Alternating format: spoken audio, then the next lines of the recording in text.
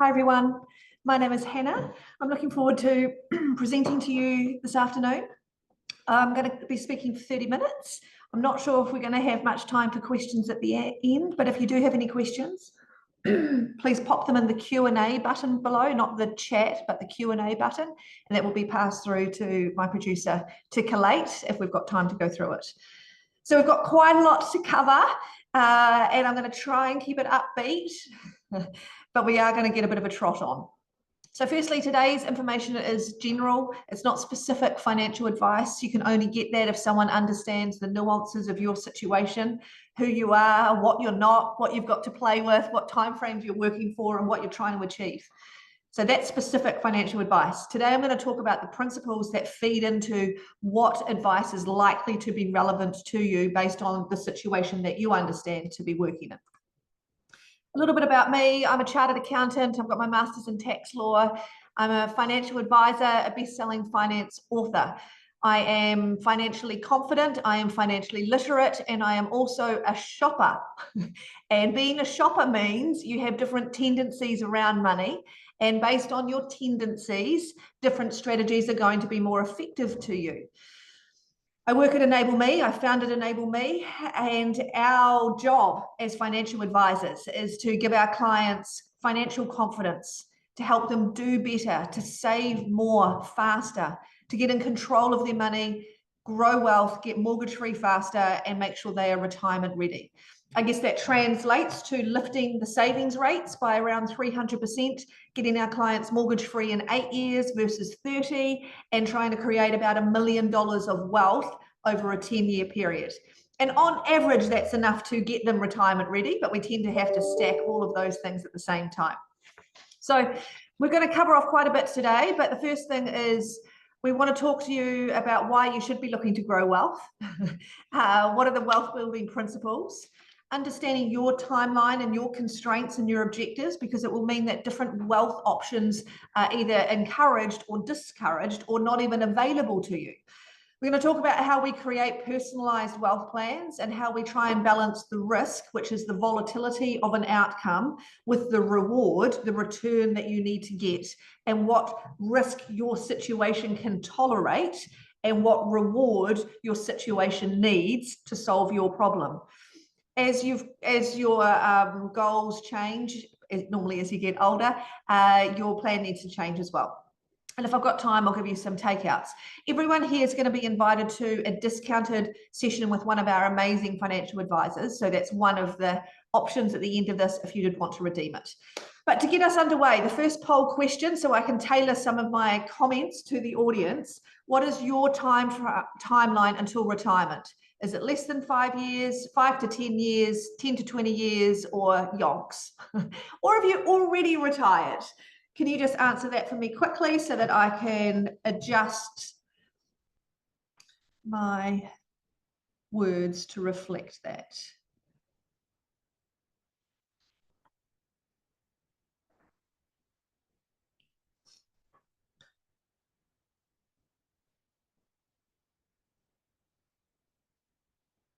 Okay, so we've got the majority have 10 to 20 years until retirement. So we're saying between 45 to 55.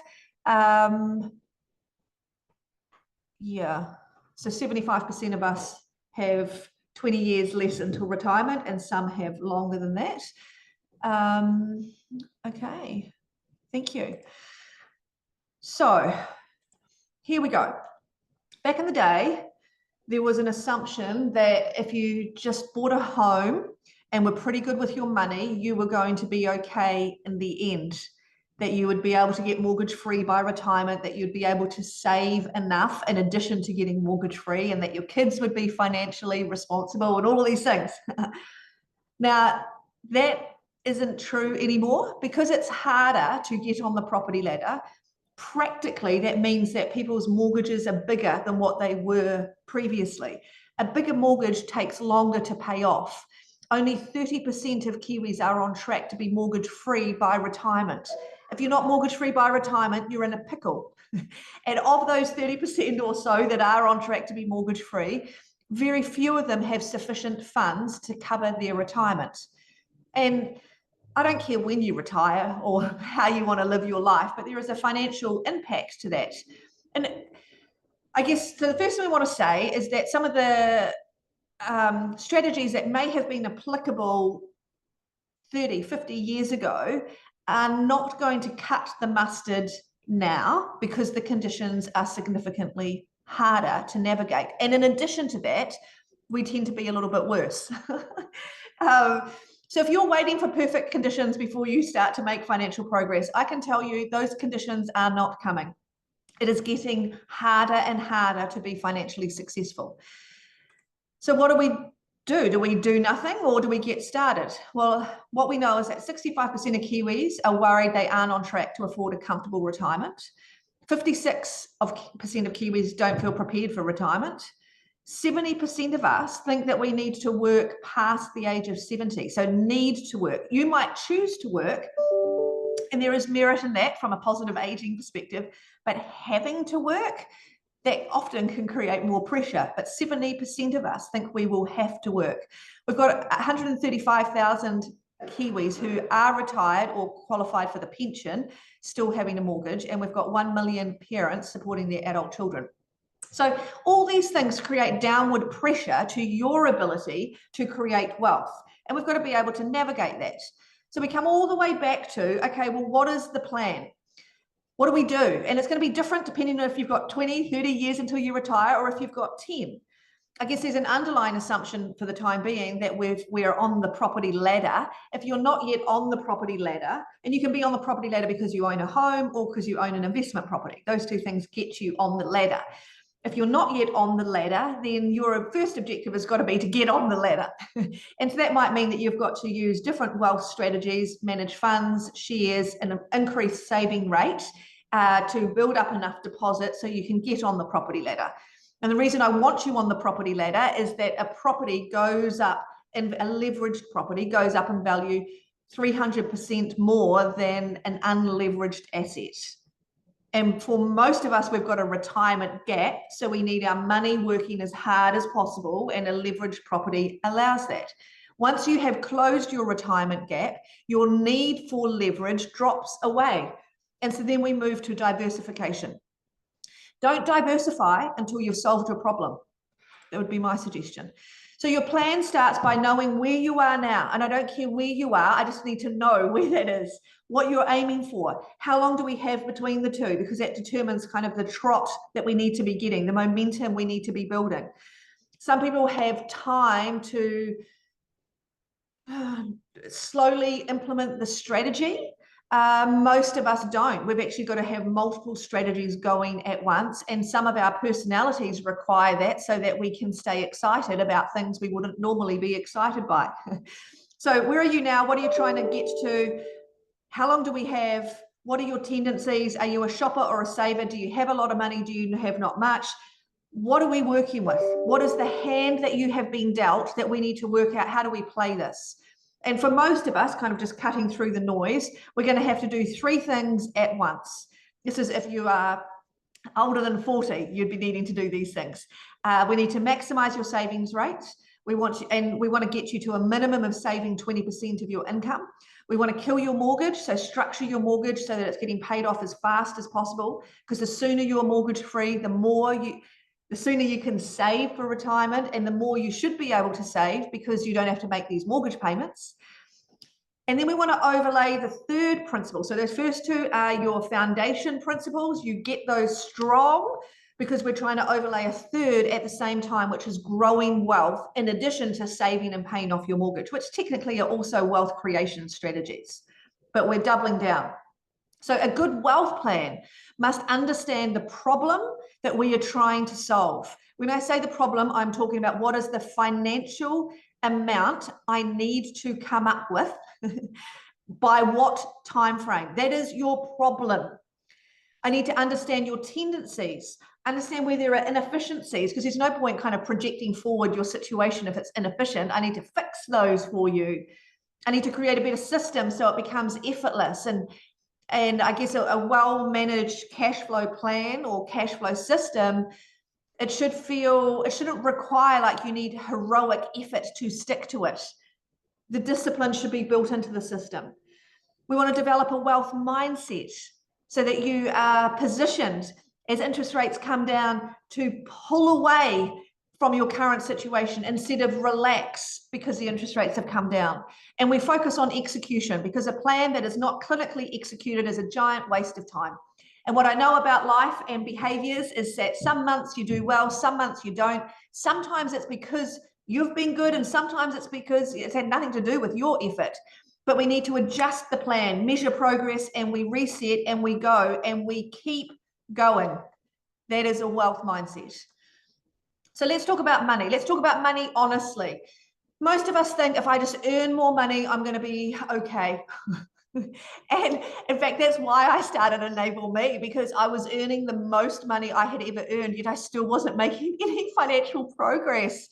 I was living well, payday to payday, but I was still living payday to payday, right? And there would be at least 1 month in the year where I wasn't able to pay off my credit card in full.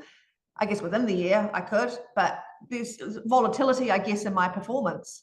What we know about money now is that it's not linked to your income levels. If anything, the higher your income, the more likely you are to disengage from your finances, because you think, well, I'm earning this much, how can I not be getting ahead?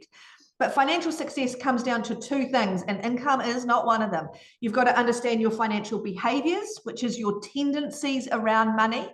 They are neither good nor bad, but they have an impact on the effectiveness of the strategy, which is the next part of how we try and understand where success is going to come from you. So, you know how I said there are 3 strategies we're trying to overlay. The first one is maximizing your savings, and then we partner that with killing your mortgage. So we put those 2 things together, and that forms your financial foundation. So that is about understanding and changing your money habits. It is about setting goals, short, medium, long, and aspirational goals. It's about tracking progress against those goals, having a cash flow management plan and a mortgage repayment plan. Now, as a rough rule of thumb, you want to be aiming to get your mortgage paid. You should be on track to get your mortgage paid within 8 to 10 years. That's what we aim when we work with our clients. And how we ascertain that is we look at what is your income amount, your household income after tax, and what is the mortgage amount. So that's an income to debt ratio. I'm going to come back to that in a second. But the first thing we're going to do is get your financial foundation strong, which is about removing the inefficiencies. Because when you project if you project forward your inefficiencies, all that is going to tell you is that if you do nothing, the size of your problem is very, very big. I could tell you that for nothing. But what I'm more interested in, but what if I did something? What if I actually tried to close out my gap? It's not going to close it all out, but if the problem is smaller, I've got more options of how I'm going to close that. So let's look at your behavioral tendencies. So the first thing there is, what's your spending personality? Are you a shopper or a saver? I don't care which one you are, but we have different strategies to engage you. Savers, obviously, are good at saving. They tend to be weak when it comes to taking risk. They are not usually financially confident. They're more kind of safety conscious, whereas your shopper finds it easy to spend. And it's not that they can't save. Of course they can save, they just need a reason to save. And if they don't have the reason, then they will relax with how they manage their money. Saving doesn't excite them. What shoppers are great at, though, is paying off debt. And they are particularly good at growing wealth. So for our shoppers, we tend to have to stack the strategies to get faster outcomes so that they stay engaged. We want to understand whether you are, from a risk perspective, are you safety conscious? Are you ambitious? Do you get excited by setting bigger goals, or freaked out? Because that's going to change the strategy we need to adopt. Or are you a dreamer that kind of thinks, look, the universe will provide and it's going to be okay? Dreamers make wonderful friends, terrible financial strategies. Then I want to know your willpower tendency. On a bad day when you have no time, do you elevate your financial goals? Most of us don't. Some of us do, but knowing where you sit on that spectrum also determines the type of accountability that's going to be most effective for you. This just helps me understand, where are your triggers? Your triggers are things that could be positive. So what are levers I need to pull to unlock more from you, but also where's your flank exposed based on those tendencies. They are neither good nor bad, but they have an impact onto the effectiveness of the plan. Then I need to look at the next thing, which is, what's your cash position? I don't care what you earn. I want to know what is left over at the end of each week. How much are you saving at the end of the week? Most of us aren't saving much. So don't be concerned if that's you. All that tells me is that you're probably comfortably inefficient and there will be room to improve things. And then we want to see where those inefficiencies sit. So the first thing we're trying to do is maximize your cash surplus. We come in it by understanding your money habits, your money stories. What are the things you tell yourself, the things that your parents told you or that you believe about money, and we reprogram it. We're trying to find the money that is getting frittered. And on average, in every household where people are both working, there's around 15% of your income is getting spent on things that is a fritter. Doesn't make you any happier. It's usually related more to structural things as opposed to overspending. It's on discretionary items. For example, most of the fritter from our clients, I would say at least 50%, comes from how they structure their mortgage, how they structure their insurances, or the type of insurances they have, or their KiwiSaver. They are suboptimal, and it's creating a financial drain on the rest of their finances. In addition to that, they don't tend to proactively manage their bills. There's just always enough money to pay, and they pay their credit card in full, which is, they sort of think is a measure of financial success. And it's simply a measure of you not going backwards as opposed to you making financial progress. But we get it, right? There's just inefficiencies. On average, it's 15% of the income, which, if we can find that, translates to a 300% increase in your savings rate, which is pretty cool. And with that saving, we then focus on paying off your mortgage. And we tend to think, well, if I just got a good interest rate, it's going to be good. And a lower interest rate, of course, is better than a higher interest rate, philosophically. But when I got my first mortgage 20 years ago, it was for $350,000. That's how you know that it was 20 years ago. And I played the banks off against each other, and I was going to pay close to $1 million back to the bank, so 3 times what I borrowed. And I wanted to pay that off as fast as possible, and I thought, well, I'll get a good interest rate. My interest rate discount saved me $12,000 out of the $1 million. I mean, like, it's helpful, I'm not going to lie, but I'm kind of interested in saving the rest. And that's when I wanted to understand, okay, well, how do I structure my mortgage to pay it off as fast as possible at the lowest cost with maximum flexibility and allowing me to live a life that I enjoy, kind of that conundrum. And I called the calculus department of the University of Auckland to see if they would work on a formula for me of how I could structure my mortgage using calculus to get it paid off as fast as possible. I was able to create that formula. 8 pages of calculus, or whatever it was, we patented that. But for that formula to work, I needed to have the cash surplus to pay off my mortgage faster. Makes sense, apart from the fact I didn't have a cash surplus. And I could write a budget and color code a budget. I just wouldn't stick to a budget, right? So if I kind of cut through all the noise, the impact that we achieve with our clients through designing better money management and mortgage repayment strategies saves them the size of their mortgage and interest costs. So if you've got a $350,000 mortgage, we'd expect to save $350,000. Great. What does that translate to? If I go back to the point I said before, if your household income is $100,000 and your mortgage is $400,000, so that's a 1-to-4 ratio, I'd expect to get you mortgage free in 8 years. If your ratio is less than that, I'd expect to get you mortgage free faster. And if your ratio is maybe 1-to-5, I'd be saying maybe 10 to 12 years.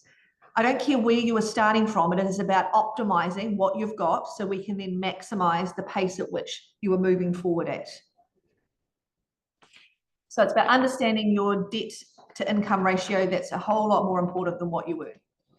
Now, the other thing about financial progress is it is seldom smooth or linear. It's up and down all over the show. Some of it's to do with the timing of when you earn money. Some of it's to do with the timing of when you incur costs. And then you've got kind of market conditions outside of that and curveballs. That's one of the reasons very few people are able to reliably predict where they will be in 12 months, well, in 1 month's time.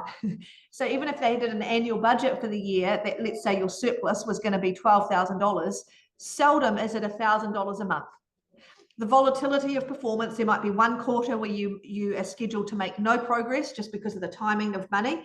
Another quarter, you might make 50% of your progress, and another one, you might only make 25%, whatever it is.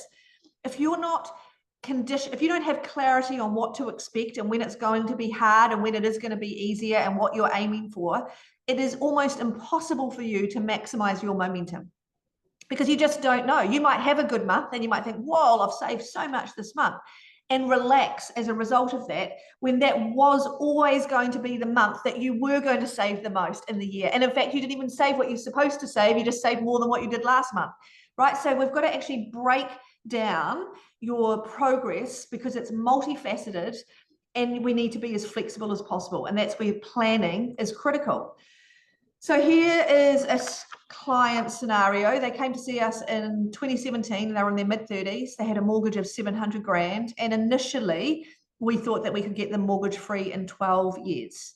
Now, as it turned out, we could get them mortgage free in 4 years. And in addition to that, they have since purchased a car, renovated their home, traveled overseas, and purchased 2 investment properties. Because when you've got your foundation right, it becomes a whole lot easier to build wealth. So for most of our clients, again, if you've got 10 or 15 years less until you retire, we'll be wanting to overlay getting the foundation right and growing wealth at the same time. So then let's move to the growing wealth side of things. What do you invest in? Let's say you've got money. Where do you put your money to get it working hard? And there's lots of areas that you can put it in. You can put it into shares, bonds, managed funds, gold, art, digital currencies, forestry, term deposits, property, business. These are genuine things, options you've got. But the question is, what is the problem you're trying to solve, to determine which of these things are going to give you the return that you need to solve the problem within the time frame that you want. As a rough rule of thumb, if the problem you're trying to solve is more than $300,000, you are going to need to use leverage, which is buying a property using the bank's money to take out the mortgage. You top it up, but that goes up in value. That's the theory with leverage. So the first thing I've got to work out is, are you on the property ladder yet? And if the answer is no, then we need to get you onto the property ladder. You're going to have to focus on using non-leveraged assets, because you can't yet afford a leveraged asset. So pre-property, you're focusing on shares and managed funds to grow wealth. Once you're on the property ladder, you're focusing on paying your mortgage off and using the equity to work harder for you. If you need to grow wealth, you're going to focus on using an investment property to achieve that. But once you've grown the wealth you need, then you're going to introduce non-property assets as you start to diversify your wealth. So depending on where you're at, there will be different wealth strategies that will be the most effective for you. Now, which one's best? Well, it depends on the size of the problem you're looking to solve, your current rate of savings per year, and what you've got in savings. And many of our clients don't have much in savings. They have equity in their home, but not kind of physical cash. It comes down to the time frame we need to perform or get the money to have returned to you. Your tolerance to risk, your tolerance to cash flow needs, and whether you can benefit from leverage. So if you don't have enough assets, you won't benefit from leverage. And if you're too old, it will be hard to benefit from leverage. So different spectrums have different options of what's going to be suitable. But again, when I'm trying to model it, because I don't want to do anything for the sake of it, I'm saying, okay, well, when are you going to be mortgage free? If I've got you as lean as possible, when can I get you mortgage free? You're then going to save from that point until retirement, and then you're going to get your KiwiSaver paid out, and you're going to live off that. When you live off it, when do you run out of money? If I've got you as lean as I can, if your foundation is as strong as possible, is that enough to sort your retirement? For most of us, it's not. But in the situation here, in that graph, you see that the person's running out of money at age 75. I'm trying to get them to 90. So that gap between 75 to 90, the money we are short, is the problem I'm trying to solve. That's the size of the problem, and I've got until kind of early 70s to have it solved.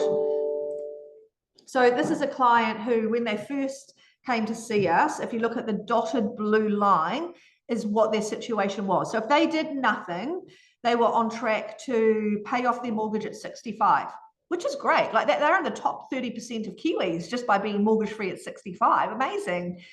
Then their KiwiSaver paid out, so they got a bit of a cash injection, and then they ran out of that money at age 69. Now, they're still getting the pension, but the pension's not enough to fund their living costs. So the gap for them, if they did nothing, the gap is, well, how do we fund you from 69 to 90? What is that going to cost? That's the size of the gap. And of course, you've got options. You could downsize your home. You might get an inheritance. It's sort of weird factoring in people dying for your own retirement plan, but if we're desperate, we will. But that's kind of if you do nothing, because you've always got to understand, well, what happens if I did nothing? That is always an option. But then we go, okay, well, what if we did something? We could get them mortgage free at age 55. So maximizing their cash surplus, having a mortgage repayment plan, keeping them on the reservation and going for it. We could get them mortgage free in 55, which is amazing. And then they're going to be able to save between 55 and 65, which is fantastic. And you can see they save more. And the impact of saving more is that it stretches for longer. Amazing. They still have a gap between age 80 and age 90, but it's smaller than what it was before. So before you start doing your retirement plan, get your baseline strong and all your inefficiencies removed, because that will do half the job for you. Behaviorally, it can be hard to stick to that, but that's where half the inefficiencies sit. And the rest is we've now got to get your money working harder, not just you working smarter, right? So then this is where the idea is, if that gap is more than $300,000, we're going to need the power of leverage to help us. Let me give you an example. If you had 160 grand sitting in a bank account, you could put it in a managed fund and you'd get a 6% return on average, just hypothetical. If you put $160,000 in a property, well, you can't, right? You go to the bank and you say, here's a deposit, lend me the rest. And they do. They take your cash deposit or your equity if you don't have cash. They say, well, that accounts for the 20% we need from you.